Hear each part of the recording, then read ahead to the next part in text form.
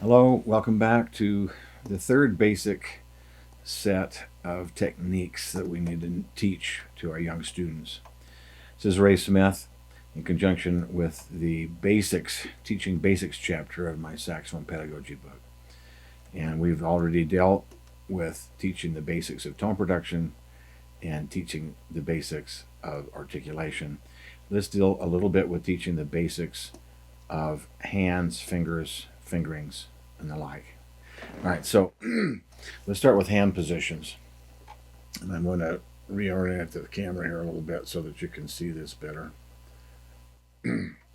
My left hand, fingers should come out basically, go this way, basically 90 degrees. I don't want my hand slanted up like this. If I'm slanted up like this, then I've got to move my hand to be able to get to the low keys. If I'm slanted up like this, I've got to move my hand to be able to get to the palm keys. Don't want to have to do that. I want my hands to be basically 90 degrees. Then I can get right to the palm keys, right to the low keys. The only key that I'd have to change my position for would be the front F key up here. And that happens a lot less often when I have to be able to roll that, which I will have to do occasionally. I'd rather shift for that than be constantly shifting for the palm keys and the low keys and so on.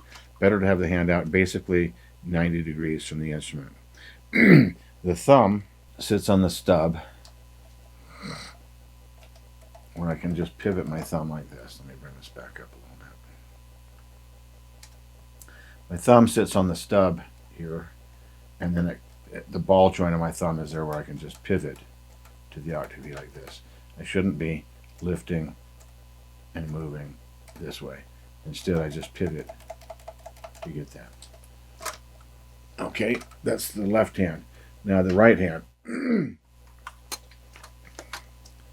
down a little bit lower where you can see the right hand. I want to come straight out, again, 90 degrees from the keys. I don't want to be slanted on that one either. I want to be right over this side B flat key right here, so that that first joint of my index finger is right over the B flat key all the time. That's what I'm going to use the most. Then there's a slight pivot to get to the side C key, or a slight bit more pivot to get to the high E key. So the hand will have to pivot a little bit for those, but it'd be better if we're in this standard position and slight pivot for that. The thumb goes under the thumb rest at about the back of the thumbnail, something like that. A big part of this setup is the neck strap adjustment. I can adjust the strap so that it's,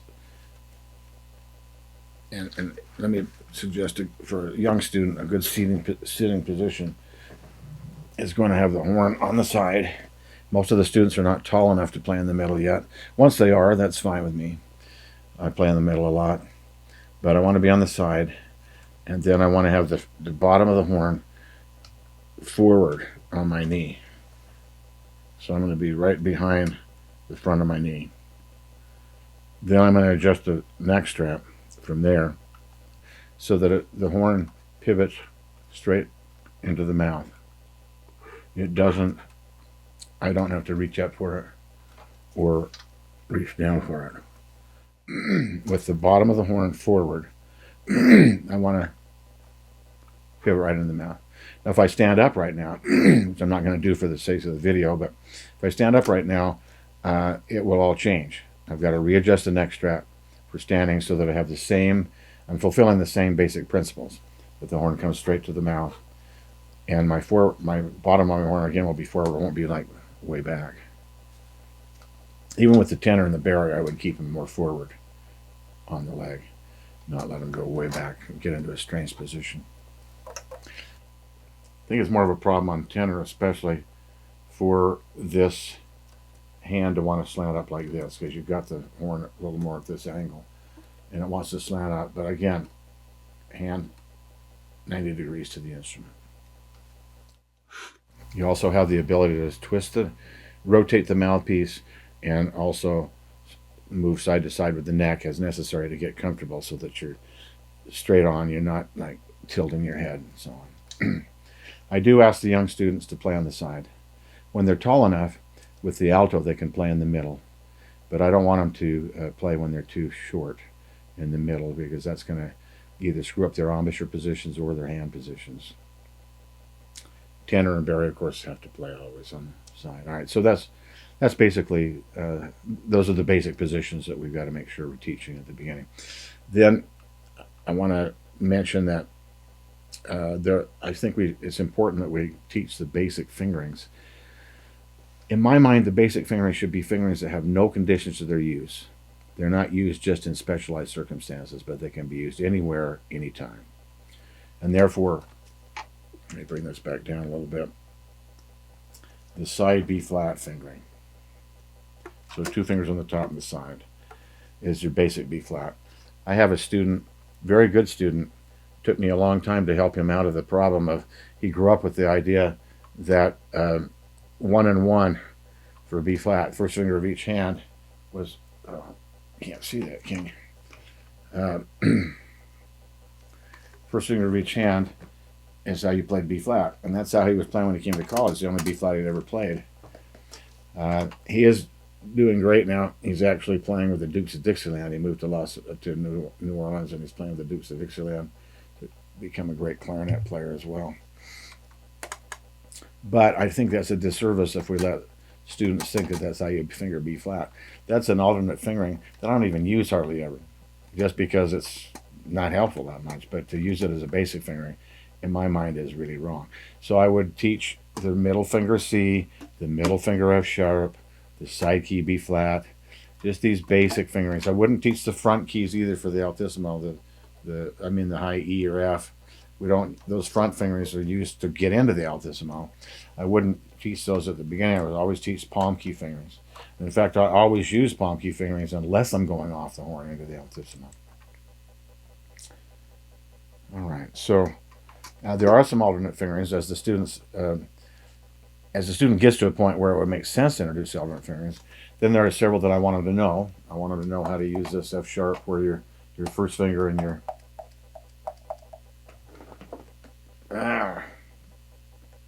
there for F sharp.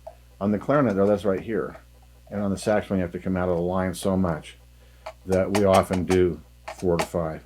But you can hear that flip flop sometimes. It's better if you can use the chromatic fingering. My rule of thumb is that I use the chromatic fingering when I am using that, when I'm going F to F sharp more than once, or if I'm trilling or something like that. If I want ultimate smoothness, not take a risk that I might flop, I'll use it. But I don't feel always compelled to use it. In the clarinet religion, you must use it. If you play chromatically, you must use the chromatic fingering. On the saxophone, I don't feel quite so strongly. And I do that on the clarinet, but I don't feel that strongly about it on the saxophone. If you coordinate properly, you can make it sound fine either way. The B to C we do all the time. It's the same issue of flip-flopping fingers. And we can get around that again with this side C, the middle finger in the side over here. I've got my first finger down for B, and then the middle finger would give me the side C. It's good to learn these alternate fingerings. And on the B flat, I'm going to come down a little bit again. The bis key is this little key that's between the first and second fingers. It's this little one right in here. We never play it with the second finger. It's always played by shifting your first finger either into this position where you just finger the first finger, or this position where you have the first finger and the bis key. It's just a shift. And technically you would have to have a C sharp or a C where this finger comes off the instrument to be able to make that shift to the opposite position. I think that we all move gradually over 2 or 3 notes. Sometimes if we know that's coming up, and we'll kind of move it as we're coming. So, but I don't want to move it right at the moment I need it. That's not really considered kosher, although a lot of players get quite good at it.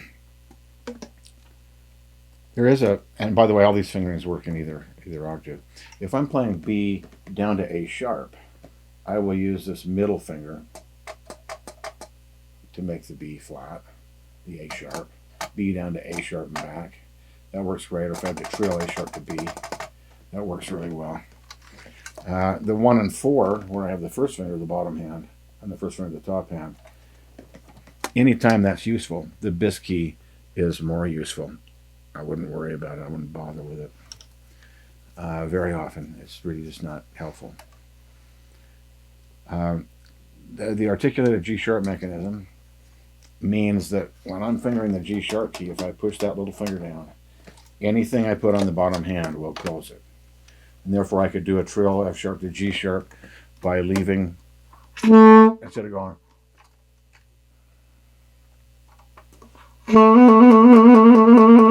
I don't need to do that. I can just go, and the mechanism will take care of it. Also, while we're here, let's note that any of the low keys, any of these, the low B flat, the low C sharp, the low B, they all press the G sharp key. So that if you're going from a G sharp or an A flat down to one of these keys, you notice there's no provision on that key for rolling, because you don't need to. You just put your finger in the other position for G sharp. So if I was going G sharp to C sharp, I would finger my G sharp with the G sharp, with this low C sharp key. Now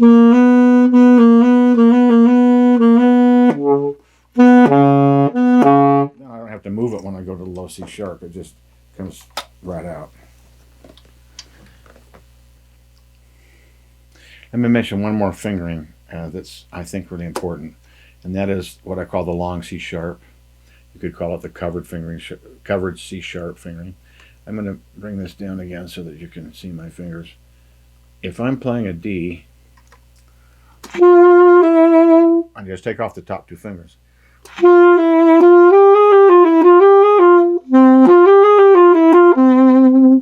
It works really great for C sharp. Open. Brings the pitch up a little bit, gives a little more body to the tone so it matches the other notes around of the D.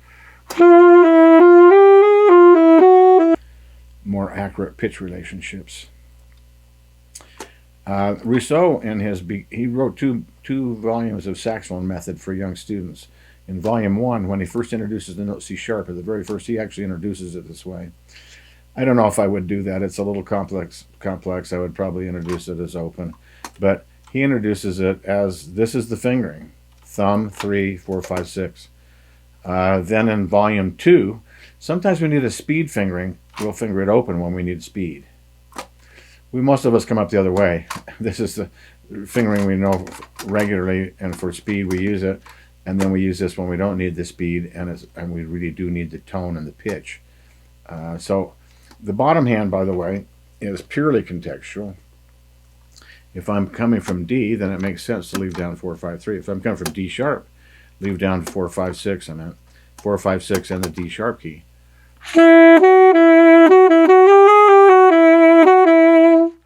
If I'm coming from E,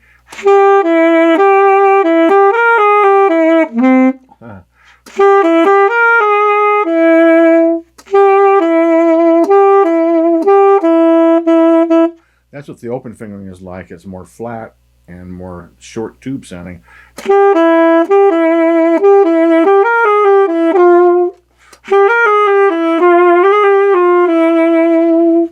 So I do want my students to learn this long C sharp fingering. I should mention too that the ideal is that our fingers are not moving high. We don't find our fingers flying around.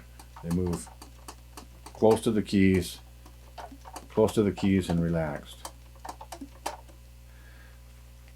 We also don't want to press hard. We want to have a fairly light touch on the keys. The hand should be relaxed. The fingers should be close, and they should be touching fairly lightly. I might also mention that the fingers really should not overlap. If you think about it, where's the maximum leverage for this key?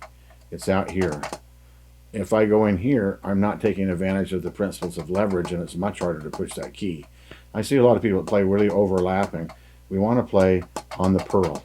So the ball, the fleshy part of that tip is just on the pearl where the maximum leverage is there. I think those are just kind of some of the basics that I would feel important about teaching a young student on terms of hand positions. So I think we'll sign off here, and I'll do one more video for this chapter. This is still the chapter on teaching basics, and let me illustrate some of the warm-up studies. Now, I've included in this chapter in the book 7 pages of warm-up studies. That's a lot of stuff. It's too much for any one person at any one time. However, they're all valid studies, and I think that what we've got to do is ask the student to do the ones that we think are valuable to them for their level and their needs at the moment. And then later we might change that up a little bit and add some others or exchange some other exercises. But given a lot of exercises here, I'm not going to demonstrate all of them right now because many of them are illustrated in other chapters of the book. But I want to illustrate some of the most important basic ones that I think we've got to get the students doing as soon as it's really feasible. All right, so thanks for watching, and join me in the next video.